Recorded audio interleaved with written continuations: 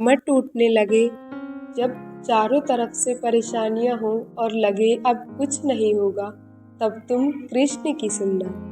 रोहित एक साधारण परिवार से था। उसके पिता छोटी सी दुकान चलाते थे और माँ घर संभालती थी। बचपन से ही रोहित ने देखा था कि उसके माता पिता कितनी मेहनत करते हैं। वह हमेशा सोचता था कि एक दिन वह सब कुछ बदल देगा। घर की गरीबी, माँ की थकान, पिता की चिंता, वह सब खत्म कर देगा। लेकिन जिंदगी ने उसके लिए आसान रास्ता नहीं चुन रखा था। 12वीं के बाद उसने बड़े सपने देखे, शहर जाकर पढ़ाई करने का, कुछ बड़ा बनने का सोचा। लेकिन शहर की हकीकत गांव के सपनों से बहुत अलग थी। हर जगह कंपटीशन, हर तरफ स्ट्रगल। कई बार उसने कोशिश की, लेकिन हर बार उसे असफलता मिली। एक दिन रोहित का सबसे बड़ा एग्जाम था, जिसके लिए उसने सालों से मेहनत की थी। उसे यकीन था कि इस बार सब ठीक होगा, लेकिन जब रिजल्ट आया, उसका नाम लिस्ट में नहीं था। वो पल उसके लिए सब कुछ खत्म होने जैसा था। वह घर नहीं गया, वह सीधे एक मंदिर में चला गया। वहाँ एक कोने में बैठकर रोहित रोने लगा। आंसू रुके नहीं रुक रहे थे। उसने आंखें बंद की और कहा, हे कृष्ण, मैंने क्या गलत किया? मैं मेहनत करता हूँ फिर भी हार क्यों जाता हूँ? क्या मैं इतना कमजोर हूँ कि मैं कुछ नहीं कर सकता? मंदिर में शांति थी, लेकिन उस शांति में जैसे कोई आवाज धीरे धीरे गूंज रही थी। रोहित, तू हार नहीं रहा, बल्कि तू सीख रहा है। रोहित ने आंखें खोली तो सामने कोई नहीं था, लेकिन उसे लगा जैसे ये शब्द सीधे उसके दिल में उतर गए हों। क्या सच में ये तुम्हारी आवाज है कृष्ण? उसने मन ही मन पूछा। फिर जैसे कोई मुस्कुराकर कह रहा हो, तू मुझे बाहर क्यों ढूंढता है? मैं तो तेरे भीतर हूँ, तेरी हर कोशिश में, तेरी हर हिम्मत में। रोहित शांत हो गया। उसने पहली बार अपने अंदर झांकने की कोशिश की। रोहित ने धीरे से कहा, लेकिन मैं बार बार असफल क्यों हो रहा हूँ? तब कृष्ण ने कहा, अर्जुन भी डगमगाया था। उसके हाथ से भी गांडीव छूट गया था, लेकिन मैंने उससे यही कहा कि तू जीत जाएगा।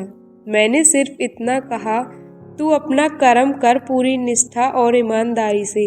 जीत हार तेरे हाथ में नहीं है, लेकिन कोशिश तेरे हाथ में है। रोहित की आंखों में एक नई चमक आ गई। वह समझ गया था कि अब तक शायद वह रिजल्ट के पीछे भाग रहा था, मेहनत के पीछे नहीं।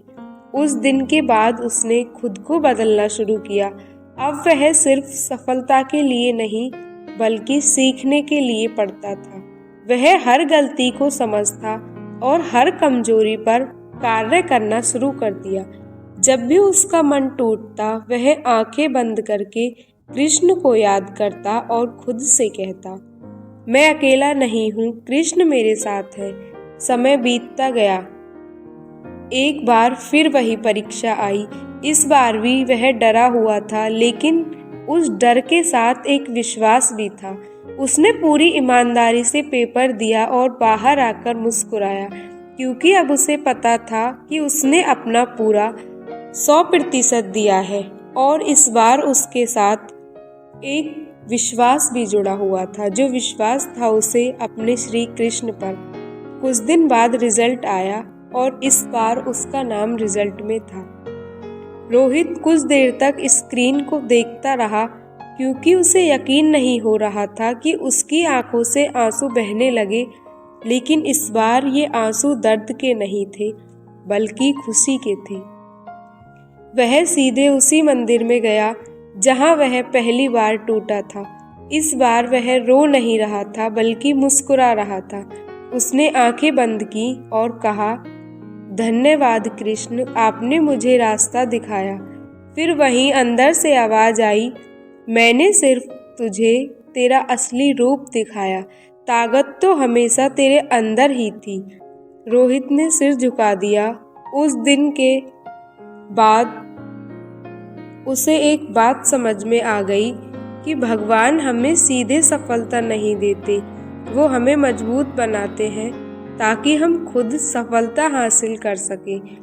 उसके बाद रोहित ने अपनी नौकरी शुरू की। उसने अपने माता पिता के लिए अच्छा घर बनाया और अपने सारे सपने पूरे किए। लेकिन सबसे बड़ी बात यह थी कि अब वह मुसीबत में भी कभी डरता नहीं था, क्योंकि उसे पता था कि जब भी उसका मन टूटेगा, जब भी रास्ता कठिन होगा, कृष्ण हमेशा उसके साथ होंगे। याद रखना, जब जिंदगी में सब कुछ बिखरता हुआ लगे तो आंखें बंद करके कृष्ण को याद करना। हो सकता है तुम्हें उनकी आवाज़ बाहर से सुनाई ना दे, लेकिन अंदर से कृष्ण की आवाज़ अवश्य आएगी।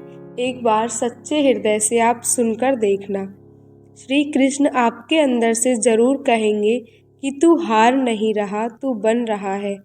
जब इंसान का कुछ बिखरता है तभी वह निखरता है।